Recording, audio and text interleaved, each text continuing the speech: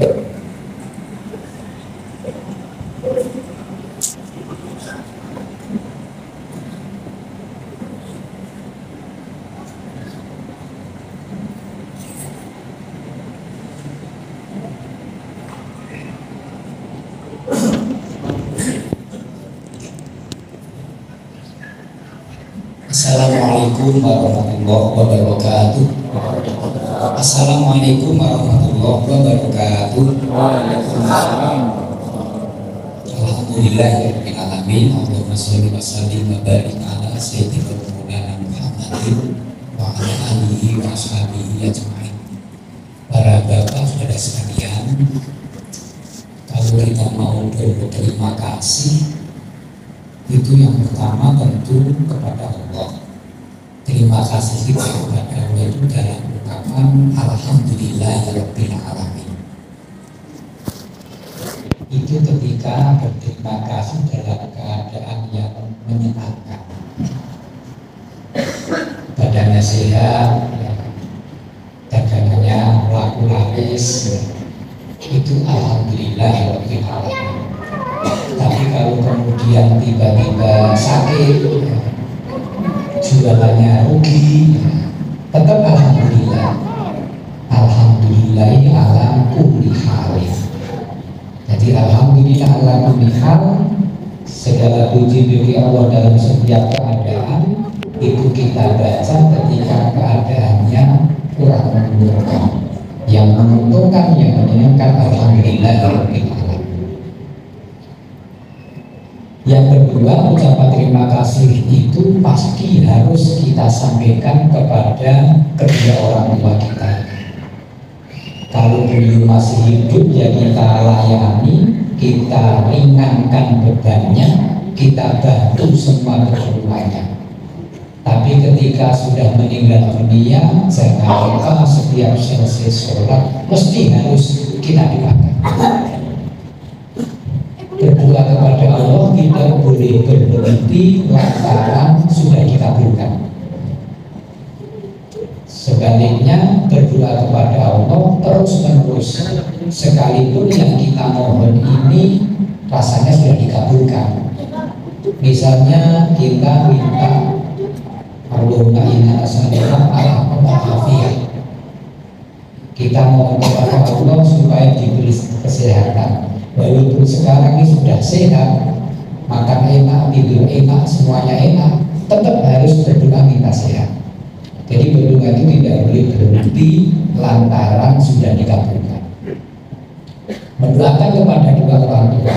Kenapa? Terima kasih yang kedua kepada orang tua kita, karena bapak ibu kita inilah orang yang paling berjasa. Jasa beliau adalah memilihkan kita ini jadi orang Islam. Itu orang tua kita. Kita jadi orang Islam tidak berdasarkan pilihan. Saya nggak pernah misi belangku memilih agama Islam, tapi tahu-tahu saya jadi orang Islam. Kenapa saya jadi orang Islam? Bapak ibu saya yang memilihkan. Mulai dari kecil digendong, dicengklah, bawa ke masjid, kemudian disunat, atau disuruh ngaji. Itu orang tua kita memilihkan kita menjadi orang Islam. Nah, setelah kita menjadi orang Islam, maka sesuai dengan namanya Islam, kita ini berserah diri kepada Allah dengan tanpa ragu, pasrah berdoa kepada Allah, karena memang semua syariat yang Allah berikan kepada kita ini satu pun tidak ada yang bertentangan dengan fitrah manusia. Larangan Allah itu ujung-ujungnya ya untuk kemaslahatan manusia. Tidak boleh nikah dengan kakak kandung, adik kandung. Itu sudah luar biasa ya. Dan jangan silahkan mencari, membuktikan apa bahayanya kalau kakak kandung menikahi adik kandung.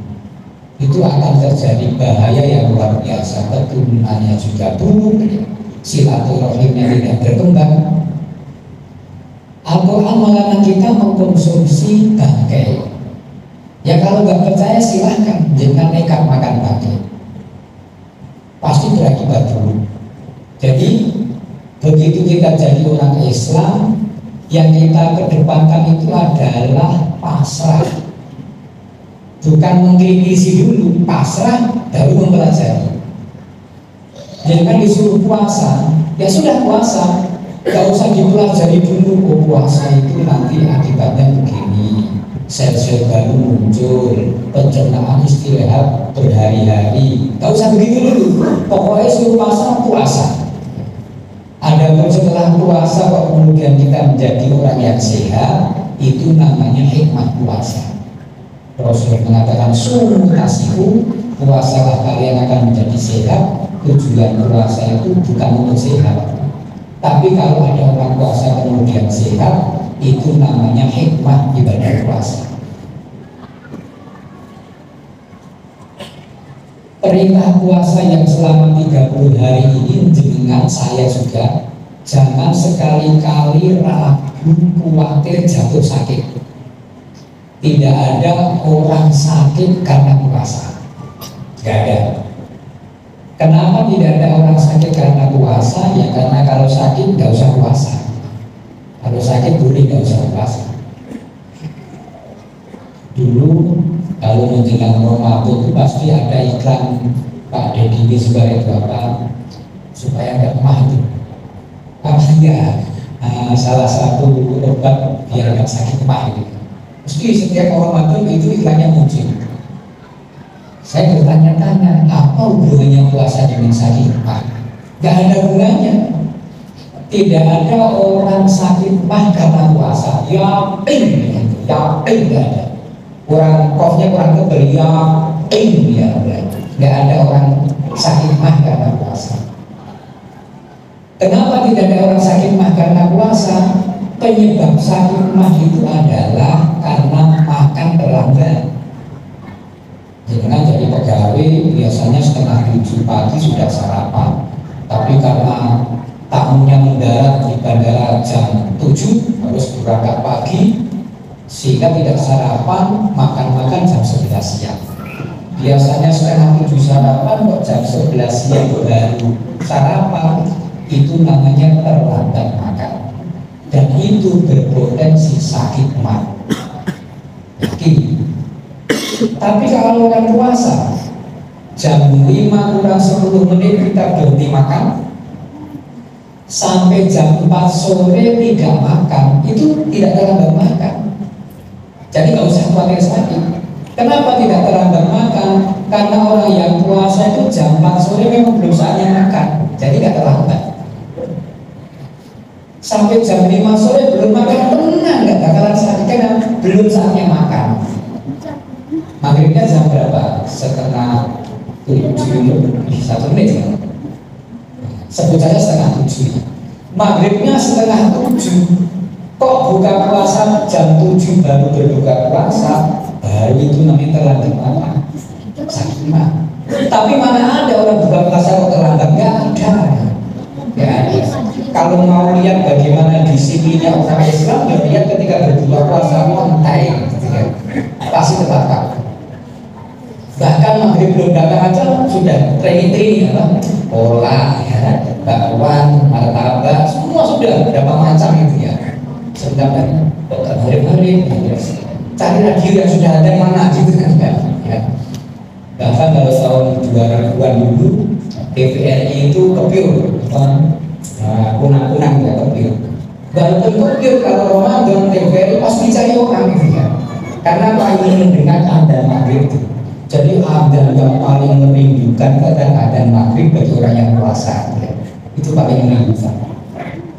Dulu kan sebelum Ramadan pasti banyak perusahaan yang mengadakan jadwal imsakiyah ya.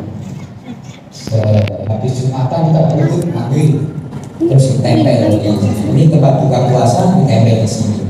Jadwal imsakiyah itu begitu selesai buka puasa, ambil spidol, diringkai, gitu. Sambil diringkai sambil lihat, oh lingkarannya nggak turun-turun gitu ya. Sehingga Ramadan terasa lama gitu ya. Itu dulu. Sekarang sudah yang masih mengadakan paling orang yang mau nyaluk itu saja ya. yang menyala kita mengandalkan. Karena apa? Di handphone kita masing-masing sudah ada. Oh subhanallah, jadi Ramadan ini kesempatan kita untuk meningkatkan kualitas ibadah kita sebagai orang Islam. Tidak perlu khawatir, yakin pokoknya.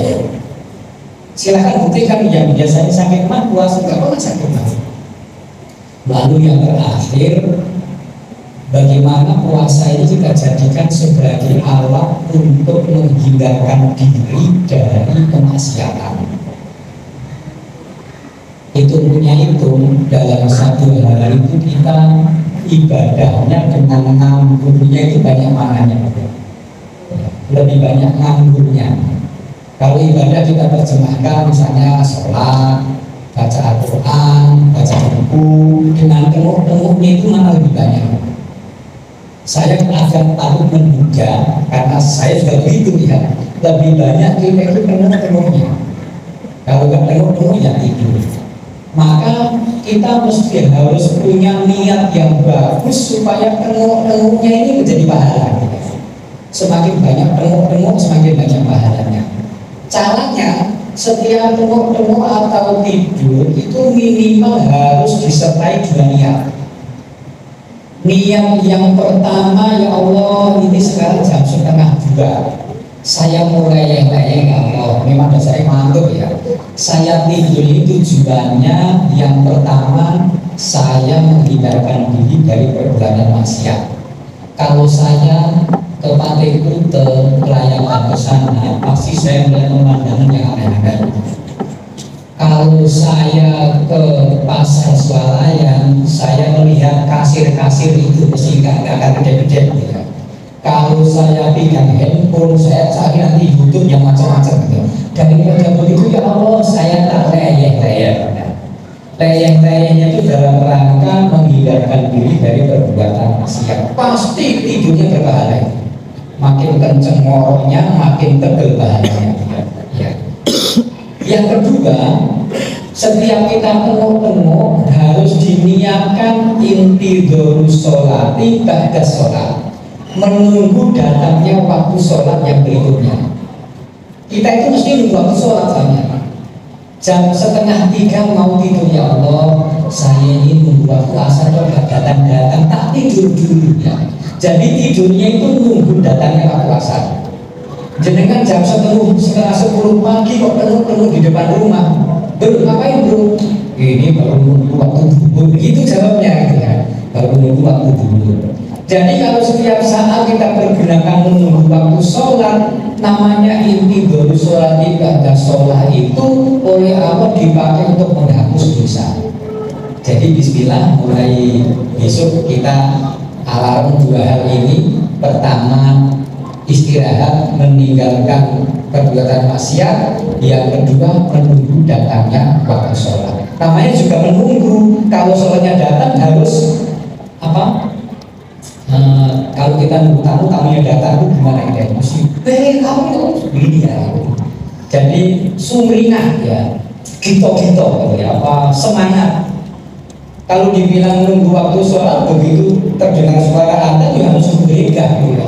Adzan kedengaran kok kemudian nunggu komat saja, itu berarti nggak nunggu sholat namanya ya. Kalau namanya nunggu itu ya begitu jadi itu datang langsung kita itu semangat.